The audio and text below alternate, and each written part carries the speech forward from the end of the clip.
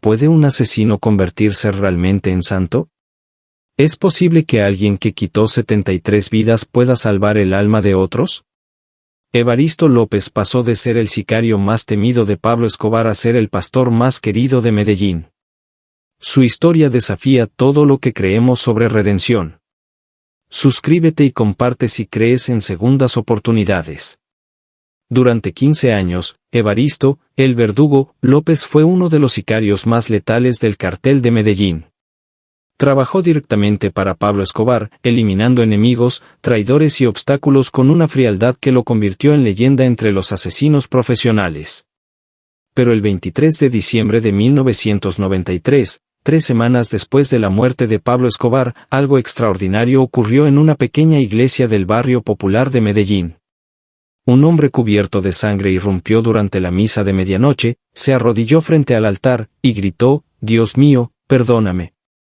He matado a 73 personas y no puedo más». Ese hombre era Evaristo López. Y esa noche comenzó la transformación más radical en la historia del sicariato colombiano. 20 años después, el pastor Evaristo dirige una de las iglesias más grandes de Medellín. Ha salvado a cientos de jóvenes de las drogas y la violencia. Es considerado un santo viviente por su comunidad. Pero su pasado nunca lo abandona. Cada domingo, mientras predica sobre el perdón y la redención, sabe que en la congregación pueden estar familiares de sus víctimas. Cada noche, los rostros de los 73 muertos lo visitan en pesadillas que no han cesado en 30 años.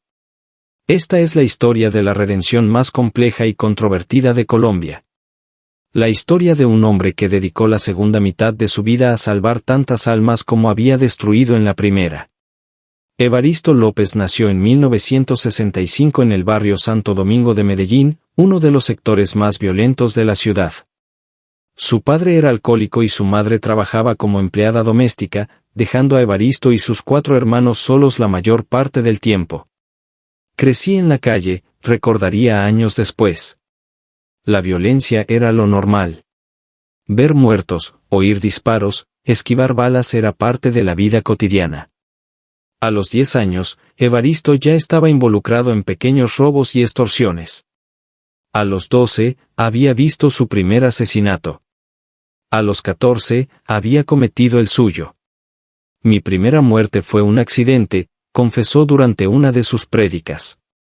Era una pelea de barrio que se salió de control. Pero cuando vi el cuerpo en el suelo, en lugar de sentir remordimiento, sentí poder. La década de los 70 en Medellín fue el caldo de cultivo perfecto para jóvenes como Evaristo. La ciudad estaba transformándose en el epicentro del narcotráfico mundial, y hombres como Pablo Escobar estaban reclutando activamente en los barrios pobres.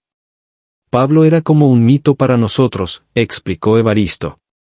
Era el paisa que había salido de la pobreza y se había vuelto más poderoso que el gobierno. Queríamos ser como él. A los 15 años, Evaristo ya era líder de una banda local que controlaba varias esquinas del barrio. Sus métodos eran brutales pero efectivos, eliminaba a la competencia sin piedad y mantenía disciplina férrea entre sus muchachos. Era natural para matar, reconoció. No sentía nada cuando apretaba el gatillo. Era como aplastar una hormiga. En 1978, cuando tenía 13 años, Evaristo conoció a Juan Jairo Velázquez, Popeye, quien estaba reclutando jóvenes para el cartel que Pablo estaba formando. Popeye vio potencial en mí, relató. Me dijo que Pablo necesitaba muchachos sin miedo, sin escrúpulos, sin sentimientos. Yo era perfecto para el trabajo. Evaristo fue seleccionado para entrenar en una finca secreta en el Magdalena Medio. Durante 6 meses, él y otros 30 jóvenes fueron moldeados en máquinas de matar. Nos enseñaron que la vida humana no valía nada, recordó. Que solo importaba la lealtad a don Pablo. Que matar por él era un honor. Evaristo se graduó como el mejor de su clase. Su regalo de graduación fue conocer personalmente a Pablo Escobar. El primer encuentro entre Evaristo y Pablo Escobar ocurrió en la hacienda Nápoles en enero de 1979. Evaristo tenía 14 años y Pablo 30. Don Pablo era más bajo de lo que esperaba, recordó Evaristo. Pero tenía una presencia que te hipnotizaba. Cuando te miraba, sentías que podía leer tu alma. Pablo quedó impresionado con los reportes sobre el joven sicario. Me dijo, Evaristo, usted tiene ojos de muerto. Eso me gusta. Los vivos tienen miedo de matar, pero los muertos no sienten nada, relató. Pablo le dio su primer trabajo oficial, eliminar a un comerciante de Medellín que se negaba a pagar impuesto revolucionario al cartel.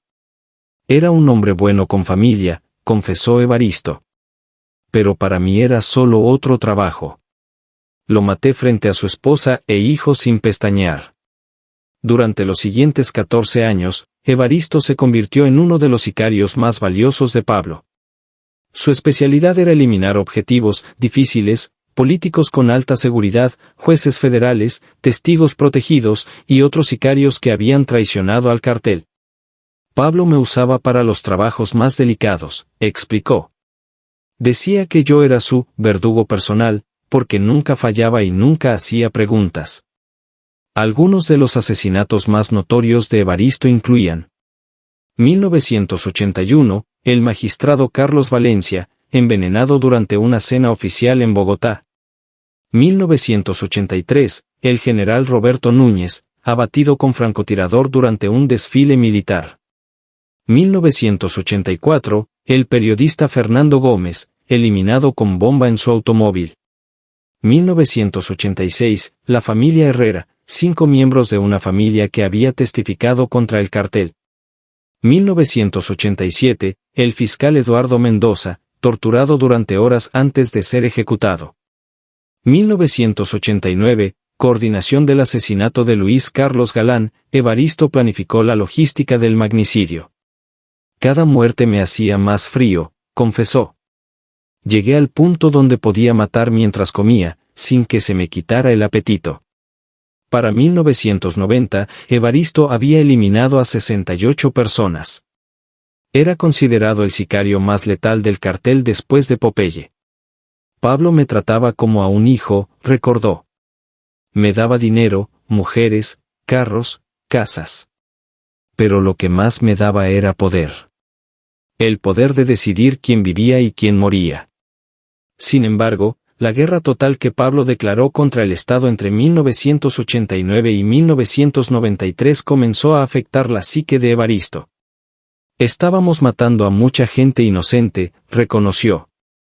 Bombas en centros comerciales, aviones llenos de pasajeros, policías que solo hacían su trabajo. Empecé a tener pesadillas. El momento decisivo llegó en noviembre de 1993, una semana antes de la muerte de Pablo. Evaristo recibió la orden de eliminar a una familia completa, padre, madre y 3 hijos menores de 10 años, porque el padre había proporcionado información a la DEA. Cuando llegué a la casa y vi a los niños jugando en el patio, algo se quebró dentro de mí, relató. Por primera vez en 14 años, no pude apretar el gatillo. Evaristo regresó y le mintió a Pablo, diciéndole que la familia ya había huido. Pero ese mismo día, otros sicarios completaron el trabajo. Esa noche soñé con mis propios hermanos muertos, confesó. Desperté llorando por primera vez desde los 10 años. Una semana después, Pablo Escobar murió en los tejados de Medellín. Para Evaristo, fue como si hubiera despertado de una pesadilla de 14 años. Después de la muerte de Pablo Escobar el 2 de diciembre de 1993, el cartel de Medellín se desintegró rápidamente. Los sicarios se dispersaron, algunos fueron arrestados, otros asesinados por enemigos que buscaban venganza. Evaristo se refugió en una casa segura del barrio popular, tratando de decidir qué hacer con su vida. Tenía 28 años, había matado a 73 personas, y por primera vez desde la adolescencia, no tenía un jefe que le dijera a quién eliminar. Sin Pablo, me sentía perdido, confesó. Matar había sido mi vida durante 14 años. No sabía hacer otra cosa. Durante 3 semanas, Evaristo permaneció escondido, bebiendo aguardiente y reviviendo obsesivamente cada uno de sus asesinatos. Las pesadillas que habían comenzado días antes se intensificaron. Veía las caras de todos mis muertos, relató. Hombres, mujeres, niños. Todos me miraban con ojos acusadores. Todos me preguntaban, ¿por qué me mataste? La noche del 23 de diciembre de 1993, Evaristo había decidido suicidarse. Tenía una pistola cargada en la mano y había escrito una carta confesando todos sus crímenes. Pensé que era la única salida, explicó. No podía vivir con el peso de 73 muertes en mi conciencia. Pero mientras caminaba por las calles desiertas de Medellín, buscando un lugar apartado para morir, escuchó música y voces que venían de una pequeña iglesia. Era la misa de medianoche de Navidad, recordó. Algo me empujó hacia esa iglesia. Como si una fuerza invisible me llevara. Evaristo entró a la iglesia del Sagrado Corazón del barrio popular. Era una congregación pequeña, tal vez 50 personas cantando villancicos y celebrando el nacimiento de Cristo. Me senté en la última banca, con la pistola todavía en el bolsillo, relató. El padre estaba hablando sobre el perdón, sobre cómo Dios podía limpiar cualquier pecado. Durante 30 minutos, Evaristo escuchó al padre hablar sobre redención, segunda oportunidades, y el amor incondicional de Dios. Cuando dijo, no importa lo que hayas hecho, Dios puede transformar tu corazón, algo explotó dentro de mí, confesó. Evaristo se levantó de la banca, caminó hasta el altar, y se arrodilló frente a toda la congregación. Padre, perdóname, gritó. He matado a 73 personas. Soy un monstruo y quiero que Dios me perdone. La iglesia quedó en silencio. Algunas personas comenzaron a llorar. Otras se santiguaron. El padre, impactado pero sereno, se acercó a Evaristo. Hijo, le dijo, si vienes con corazón sincero, Dios te perdona todo. Esa noche, Evaristo López dejó de ser el verdugo para convertirse en un hombre nuevo. Los primeros años después de su conversión fueron los más difíciles de la vida de Evaristo. Había encontrado fe, pero aún tenía que enfrentar las consecuencias de 14 años como sicario. Pensé que convertirme sería fácil, confesó. Creí que con solo pedirle perdón a Dios, todo se arreglaría. Pero la redención es un proceso doloroso y largo. El padre Miguel Restrepo, el sacerdote que había presenciado su conversión, se convirtió en su mentor espiritual. Evaristo llegó a mí destrozado, recordaba el padre Miguel. Tenía la fe de un niño, pero la culpa de un genocida. Ayudarlo fue el desafío más grande de mi ministerio. Durante sus primeros 6 meses como cristiano, Evaristo vivió en una pequeña habitación detrás de la iglesia. Pasaba 12 horas diarias orando, leyendo la Biblia, y confesando detalladamente cada uno de sus 73 asesinatos. Tenía que recordar a cada víctima, explicó. Sus nombres, sus caras, sus familias. Era la única manera de entender verdaderamente lo que había hecho. Las pesadillas no cesaron. Si acaso, se intensificaron. Dios me estaba mostrando el dolor que había causado, interpretó Evaristo. Cada sueño era una lección sobre las consecuencias de mis actos. En 1994, Evaristo tomó una decisión radical, buscar a las familias de sus víctimas para pedirles perdón personalmente. El padre Miguel me advirtió que era peligroso, relató. Algunas familias podrían querer vengarse. Pero yo sabía que tenía que hacerlo. Su primera visita fue a la viuda de Carlos Ramírez, un comerciante que había matado en 1987. Toqué la puerta y cuando ella abrió, le dije, señora, yo maté a su esposo hace 7 años. Vengo a pedirle perdón, confesó. La reacción de la mujer fue devastadora. Me gritó, me maldijo, me pegó, recordó Evaristo. Me dijo que era un monstruo, que no merecía perdón, que ojalá me muriera como había matado a su esposo. Pero Evaristo no se desanimó. Durante los siguientes 2 años, visitó a 45 familias de sus víctimas. Algunas me recibían con violencia. Otras con desprecio. Muy pocas con compasión, relató. Pero todas merecían escuchar mi arrepentimiento. 3 familias lo perdonaron. Una incluso lo invitó a almorzar. Doña Carmen, la madre de un muchacho que maté en 1989, me dijo, hijo, si Dios lo perdonó, yo también, recordó con lágrimas. Fue el momento más hermoso de mi nueva vida. En 1996, Evaristo comenzó estudios teológicos en el Seminario Bíblico de Medellín. Era un estudiante atípico, un ex sicario de 31 años entre jóvenes de 18. Los otros estudiantes me temían al principio, confesó. Cuando supieron mi pasado, algunos pidieron que me expulsaran. Pero los profesores vieron algo especial en Evaristo. Su conocimiento del mal era profundo, observó el rector del seminario. Eso lo convertía en un predicador único. Sabía de qué estaba hablando cuando hablaba de pecado y redención. En 1999, Evaristo se graduó como pastor con honores. Su tesis fue sobre la teología de la redención para excriminales.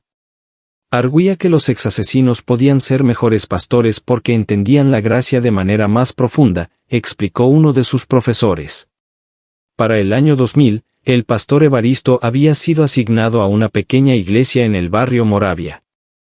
Era un sector controlado por bandas criminales donde pocos pastores se atrevían a trabajar.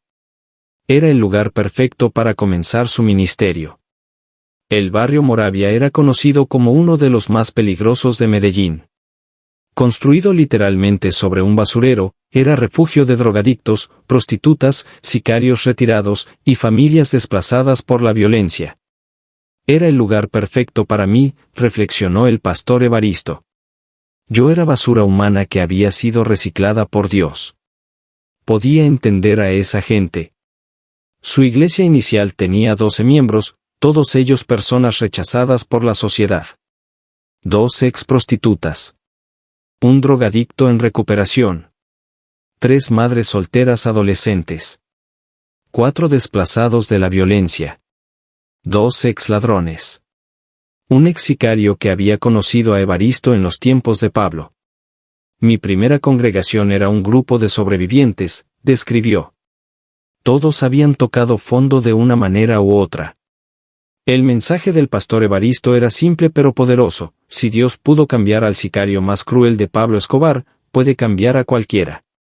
Sus predicaciones eran diferentes a las de otros pastores. Hablaba con conocimiento personal sobre violencia, drogas, prostitución y desesperación. No citaba versículos desde una torre de marfil, explicó una feligresa. Hablaba desde el infierno que había vivido. En 2001, el pastor Evaristo implementó el programa Sicarios por Cristo, un ministerio específico para exasesinos que buscaban cambiar de vida. Sabía que había cientos de sicarios retirados en Medellín, explicó. Muchos querían salir del mundo criminal pero no sabían cómo. El programa ofrecía consejería espiritual especializada, capacitación laboral en oficios legales, protección contra venganzas de enemigos, apoyo psicológico para trauma post-violencia, reintegración familiar. Llegaban sicarios de todas las bandas, relató el pastor Evaristo. Algunos habían matado más gente que yo. Otros eran muchachos de 16 años que ya tenían 10 muertes encima. En 5 años, el programa había rehabilitado a 89 ex sicarios. Solo 3 regresaron a la vida criminal. Era un milagro estadístico, observó un criminólogo que estudió el programa. La tasa de reincidencia normal era del 70%. Con el pastor Evaristo era del 3%. El éxito del programa llevó la iglesia de 12 a 1.200 miembros. La pequeña capilla de Moravia se había convertido en una mega iglesia. La gente venía de toda Medellín a escuchar al ex sicario que predicaba, relató un periodista local. Era como un fenómeno sociológico. En 2005, el pastor Evaristo fue invitado a predicar en el Vaticano como parte de un congreso sobre redención y justicia restaurativa. Estar frente al Papa fue surrealista, confesó. 15 años antes había sido el sicario más temido de Colombia. Ahora estaba representando a mi país en el Vaticano. Su presentación en Roma fue sobre cómo los exasesinos pueden convertirse en agentes de paz. Argumenté que quien mejor entiende la violencia es quien la ha vivido, explicó. Y quien mejor puede prevenir más violencia es quien conoce sus consecuencias. Para 2010, el pastor Evaristo era reconocido internacionalmente como un experto en rehabilitación de excombatientes y reducción de violencia urbana. Pero su mayor logro personal había sido diferente. En 2010, el pastor Evaristo enfrentó la prueba más difícil de su nueva vida. Su pasado como sicario de Pablo Escobar fue expuesto públicamente por un programa de televisión sensacionalista. Un exmiembro del cartel había dado una entrevista revelando mi identidad real, explicó. De repente, todo el país sabía que el pastor Evaristo había sido el verdugo de Pablo. La reacción fue explosiva. Algunos medios lo llamaron hipócrita y estafador. Familias de víctimas exigieron que fuera arrestado. Políticos pidieron que se investigara su iglesia. Fue como si mi mundo se derrumbara, confesó. 17 años construyendo una nueva vida, y todo se vino abajo en una semana. Su congregación se dividió. Algunos miembros se sintieron traicionados por no saber su pasado completo. Otros lo defendieron, argumentando que su transformación era real. Perdí 400 miembros en 2 meses, relató. Pero los que se quedaron lo hicieron por convicción, no por ignorancia. La crisis más grande vino cuando las autoridades comenzaron una investigación formal sobre sus crímenes pasados. Muchos de mis asesinatos habían prescrito legalmente, explicó su abogado. Pero algunos casos aún estaban abiertos. El pastor Evaristo tomó una decisión radical: colaborar completamente con la justicia. Confesé todo otra vez, dijo. Proporcioné detalles que ayudaron a cerrar 23 casos sin resolver. Testifiqué contra otros exsicarios. Ayudé a localizar cuerpos. Su cooperación con la justicia fue tan valiosa que la fiscalía le ofreció un acuerdo, libertad condicional a cambio de continuar su trabajo de rehabilitación bajo supervisión. Era una oportunidad de seguir ayudando desde la legalidad, explicó. Pero la prueba más dura llegó cuando Carlos Herrera, hijo de una de sus víctimas, apareció en su iglesia durante un servicio dominical. Estaba predicando sobre el perdón cuando lo vi entrar, relató el pastor Evaristo. Inmediatamente supe quién era. Tenía los mismos ojos de su padre. Carlos había venido a confrontar al asesino de su padre. Interrumpió el servicio y gritó: «Este hombre mató a mi papá cuando yo tenía 8 años». ¿Cómo pueden escuchar a un asesino?, recordó un testigo. El pastor Evaristo bajó del púlpito y se acercó a Carlos. «Tienes razón», le dijo frente a toda la congregación. «Yo maté a tu padre». Fue en 1989. Se llamaba Roberto Herrera. Era contador. Tenía 35 años. Dejó viuda y 3 hijos. La iglesia quedó en silencio absoluto. Le pedí perdón públicamente, continuó el pastor Evaristo. Le dije que entendía si quería vengarse, que no lo culparía. Carlos comenzó a llorar. Me dijo: «He vivido 24 años odiándolo. Vine aquí a matarlo. Pero veo que usted ya no es la misma persona que mató a mi papá», relató el pastor. Esa confrontación se convirtió en reconciliación. Carlos se quedó para el resto del servicio, confesó el pastor Evaristo. Después hablamos durante 3 horas. Me contó cómo la muerte de su padre había afectado a su familia. 6 meses después, Carlos se bautizó en la iglesia del pastor Evaristo. Se convirtió en uno de mis colaboradores más cercanos, explicó. Ahora él ayuda a otros hijos de víctimas a encontrar sanidad.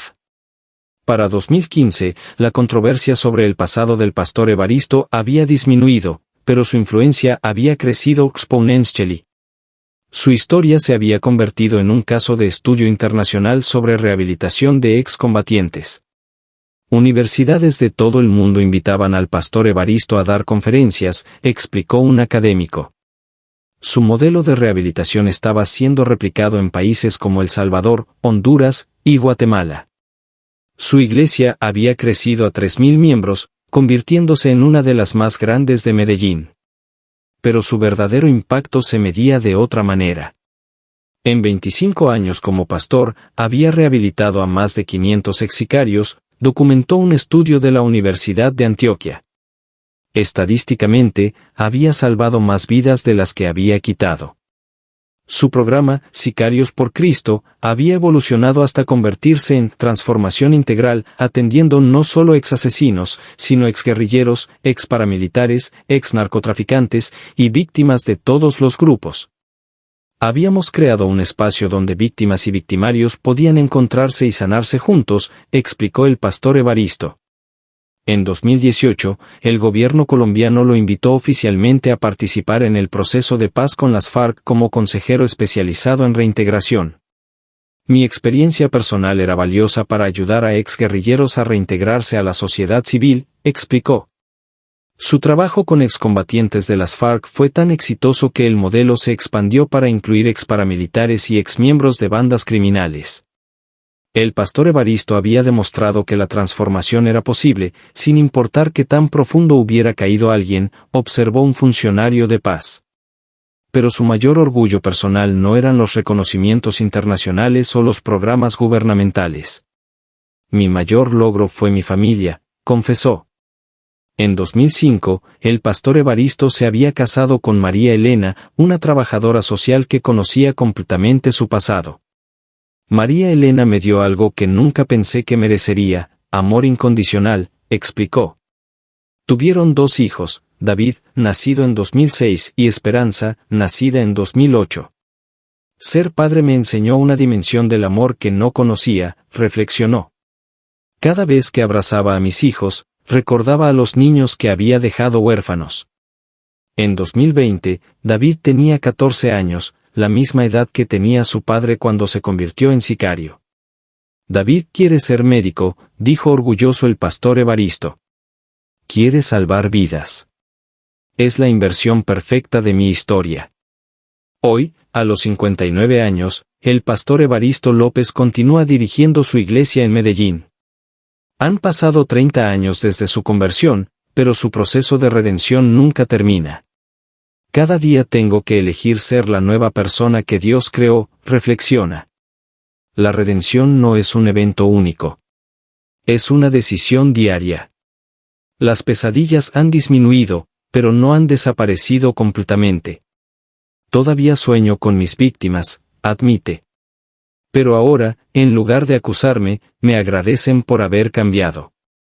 Es como si supieran que su muerte no fue en vano si llevó a mi transformación. Su historia ha sido documentada en 3 libros, 2 documentales, y una película. Pero él insiste en que lo importante no es su fama, sino su impacto. He bautizado a más de 2.000 personas, cuenta. He rehabilitado a más de 800 excriminales. He ayudado a reconciliar a cientos de víctimas con victimarios. Cuando le preguntan si realmente cree que ha sido perdonado por todos sus crímenes, su respuesta es compleja. Dios me perdonó completamente, dice con certeza. Algunas víctimas me han perdonado. Otras nunca lo harán, y las entiendo. Pero lo más importante, continúa, es que he aprendido a perdonarme a mí mismo. Eso es lo que me permite ayudar a otros que cargan culpas similares. Su iglesia actual incluye víctimas y victimarios de todos los grupos armados de Colombia. Exguerrilleros se sientan junto a ex-paramilitares. Familiares de secuestrados adoran al lado de ex-secuestradores. Es un milagro sociológico, observa un investigador de paz. En ningún otro lugar de Colombia se ve esta reconciliación a tal escala. El pastor Evaristo tiene planes ambiciosos para los próximos años. Quiero expandir nuestro modelo a Venezuela, donde la crisis ha creado mucha violencia juvenil, explica. También a México, donde los carteles están reclutando niños. Pero reconoce que su mayor desafío sigue siendo personal. Cada día, cuando me despierto, tengo que recordar quién soy ahora versus quién fui, confiesa. Es una batalla mental constante. Hay días en que el viejo Evaristo trata de regresar, admite. Cuando alguien me traiciona o me lastima, mi primer instinto sigue siendo violento. Pero ahora tengo herramientas para controlar esos impulsos. Su mensaje final es uno de esperanza realista. No digo que cambiar sea fácil, continúa. Digo que es posible. Si el sicario más cruel de Pablo Escobar pudo encontrar redención, cualquier persona puede cambiar. Pero requiere 3 cosas: reconocer completamente el daño que has causado, buscar activamente reparar ese daño, y dedicar el resto de tu vida a ser mejor de lo que fuiste. Cuando le preguntan qué le diría a otros excriminales que buscan cambiar, su consejo es directo. Primero, acepta que no puedes cambiar el pasado. Segundo, acepta que algunas personas nunca te perdonarán. Tercero, acepta que el cambio real toma años, no días. Pero también acepta esto: cada vida que salves, cada persona que ayudes, cada acto de amor que hagas, es una victoria contra la oscuridad que una vez fuiste. El pastor Evaristo López representa la contradicción más hermosa de la naturaleza humana, la capacidad de transformación absoluta. Fui el peor de los hombres, reflexiona. Pero Dios me dio la oportunidad de convertirme en algo mejor. No perfecto, pero mejor. Si mi historia sirve para que una sola persona crea que puede cambiar, entonces las 73 muertes que causé no habrán sido completamente en vano. Su vida es un testimonio viviente de que la redención es posible, pero también de que viene con un precio: la responsabilidad perpetua de ser mejor de lo que fuiste.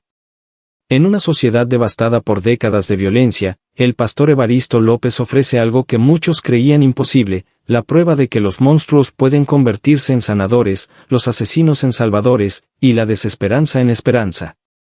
Su historia no justifica el mal que hizo, pero demuestra que ese mal no tiene que definir para siempre quién es una persona. Cada día elijo ser el pastor Evaristo, no el verdugo, dice. Es la decisión más importante de mi vida, y la tomo 365 días al año. Porque la redención no es un destino. Es un viaje que nunca termina. Hoy, 30 años después de arrodillarse en esa pequeña iglesia de Medellín, el pastor Evaristo López continúa demostrando que la transformación humana es el milagro más grande que existe. Su historia desafía nuestras nociones sobre justicia, perdón y segunda oportunidades. ¿Puede un asesino convertirse realmente en santo? La vida del pastor Evaristo López sugiere que la respuesta es compleja, pero esperanzadora. No santo en el sentido de perfección, pero sí en el sentido de transformación radical dedicada al servicio de otros.